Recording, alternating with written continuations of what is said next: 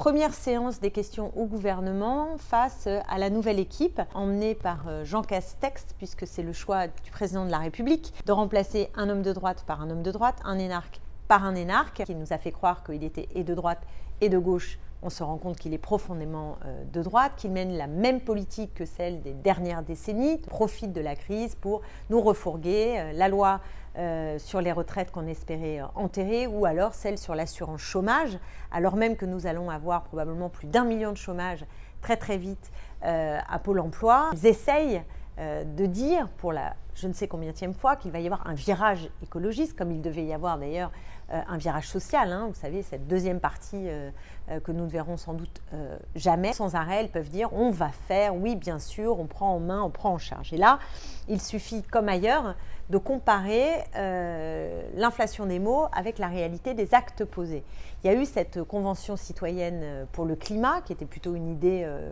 séduisante. Le président de la République, puis le précédent Premier ministre, ont déjà coupé beaucoup de propositions qui étaient pourtant des propositions bienvenues. Donc on se demande à la fin de l'été ce qui va rester des 149 propositions. Je crois que c'est important de ne pas avoir la mémoire du poisson rouge et de bien se souvenir de ce qu'a annoncé le président Macron, ce qu'il a promis aux Français et la réalité de la politique qu'il mène, qui est à des milliards de kilomètres d'objectifs émancipateurs, mais par contre tout proche de la répétition sans fin de recettes néolibérales et productivistes.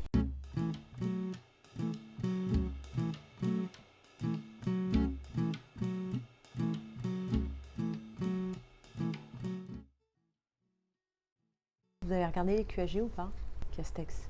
par rapport à Édouard Philippe? Édouard Philippe, ça avait de la gueule, quoi. Non, je sors à l'instant de la première séance des questions au gouvernement face à la nouvelle équipe emmenée par Jean Castex, puisque c'est le choix du président de la République de remplacer un homme de droite par un homme de droite, un énarque par un énarque. Alors c'est vrai que le profil d'Édouard Philippe, qui avait le mérite de la clarté à droite, était aussi un profil très éloquent. Et là, pour cette première séance de 2 heures à l'Assemblée nationale, ce qui a d'abord frappé, c'était quand même le caractère très sentencieux, cette arrogance de la droite, mais doublé d'un discours très ennuyeux sur la forme. Donc on se dit que, en tout cas pour ce qui reste de mandature, ça risque d'être extrêmement long de ce point de vue pour avoir un débat qui ait le maximum de tenue dans l'hémicycle. Mais l'essentiel, évidemment, c'est le fond politique, parce que c'est un remaniement, on n'arrête pas de le dire, pour que tout change et qu'au fond, rien ne change. Je pense que cette formule du guépard est vraiment une formule qui marque l'ensemble du quinquennat d'Emmanuel Macron, parce que c'est quelque part sa marque de fabrique. Il nous a fait croire qu'il était et de droite et de gauche. On se rend compte qu'il est profondément de droite, qu'il mène la même politique que celle des dernières décennies. Donc il a prétendu mener une révolution, c'était le titre de son livre quand il était candidat à la présidentielle. Et de révolution, nous n'avons évidemment rien vu, si ce n'est l'accélération des recettes néolibérales et productivistes, et un très grand décalage entre les mots et la réalité de sa politique. Là, je pense en particulier pendant la crise du Covid à cette façon d'asséner de façon martiale, rien ne sera comme avant. Et on se rend compte quelques semaines après,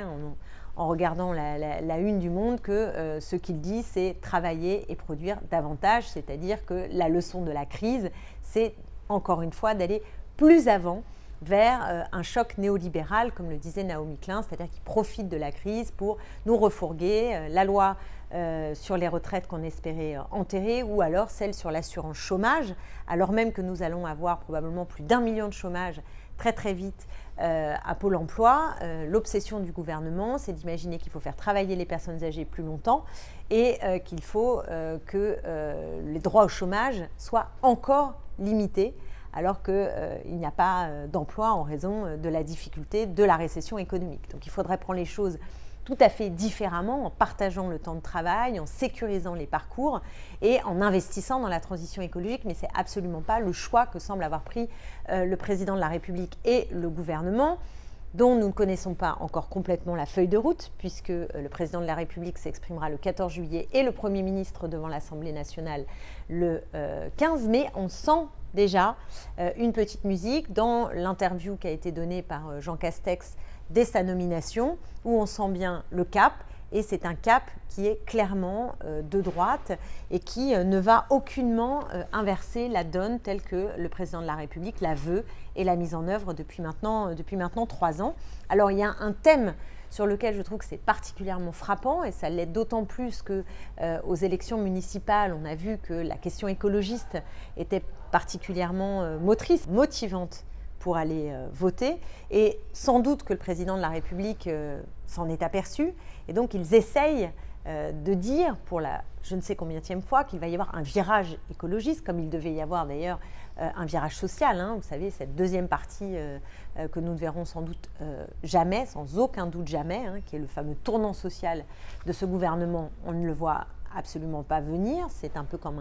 un grand mirage, et c'est la même chose sur l'écologie. Alors en revanche, sur l'inflation des mots, ils sont extrêmement forts, parce que sans arrêt, ils peuvent dire on va faire, oui bien sûr, on prend en main, on prend en charge. Et là, il suffit, comme ailleurs, de comparer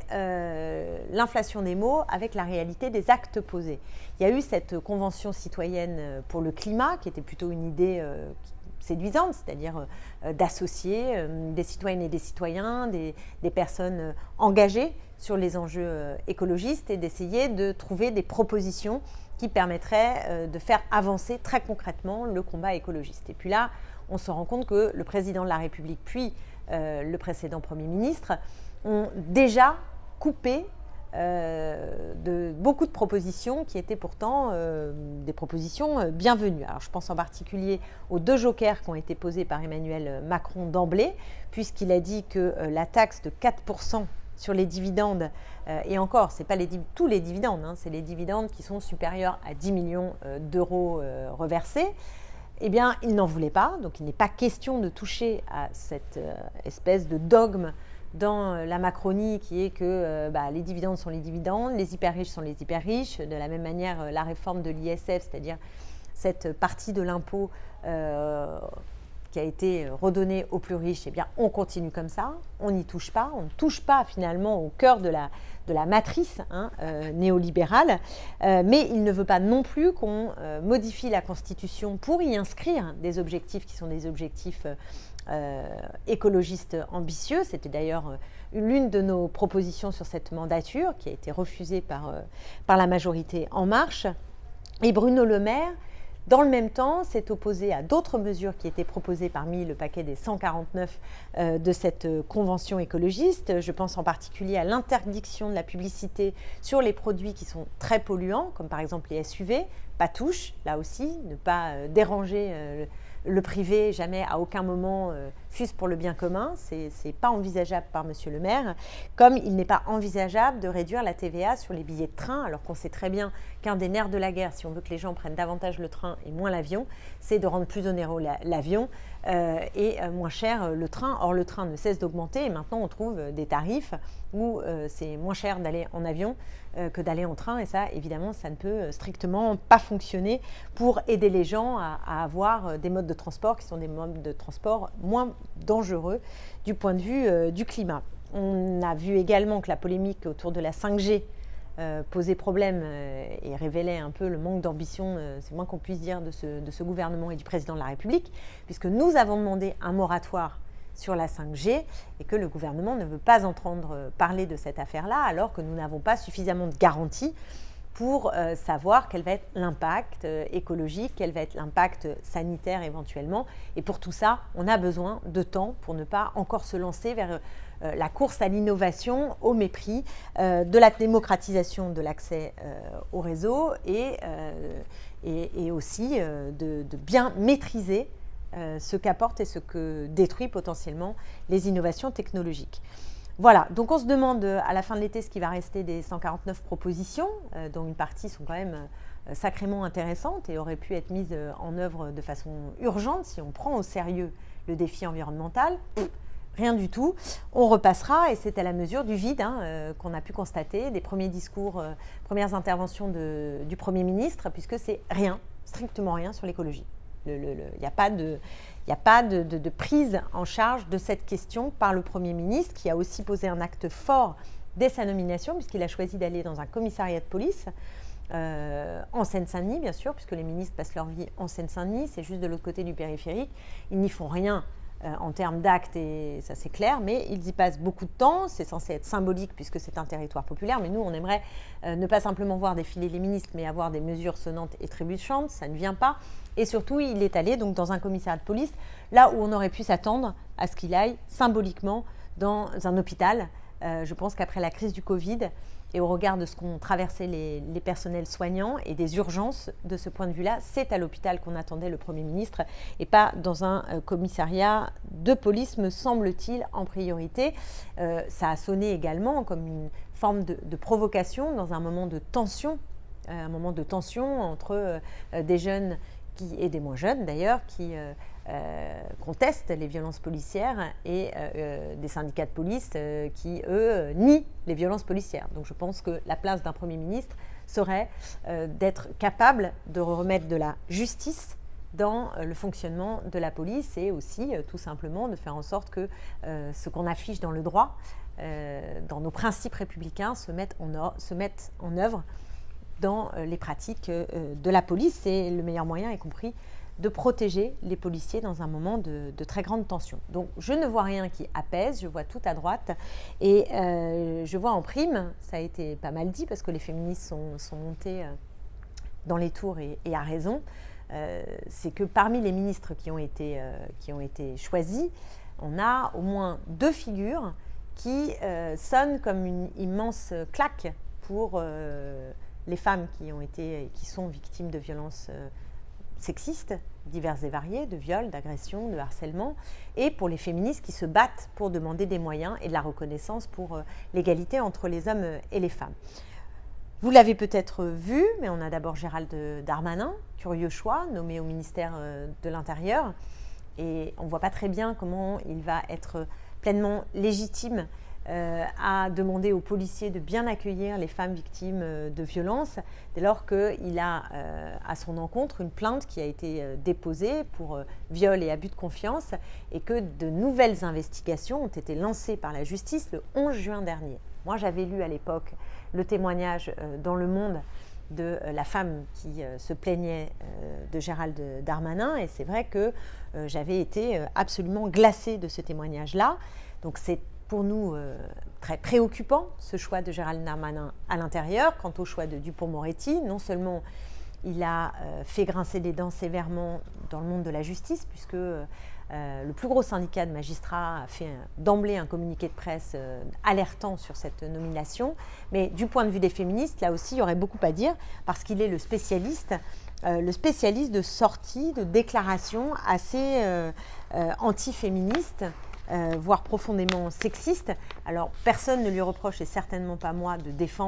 d'avoir défendu des violeurs, des personnes accusées pour viol, Georges Tron, on s'en souvient, et d'autres, puisque les violeurs ont le droit, et je me battrais pour, si c'était remis en cause, à une défense. Mais pour autant, la manière de défendre ces hommes accusés de viol ou d'agression sexuelle, évidemment que ça ne peut pas être tout et n'importe quoi. Or,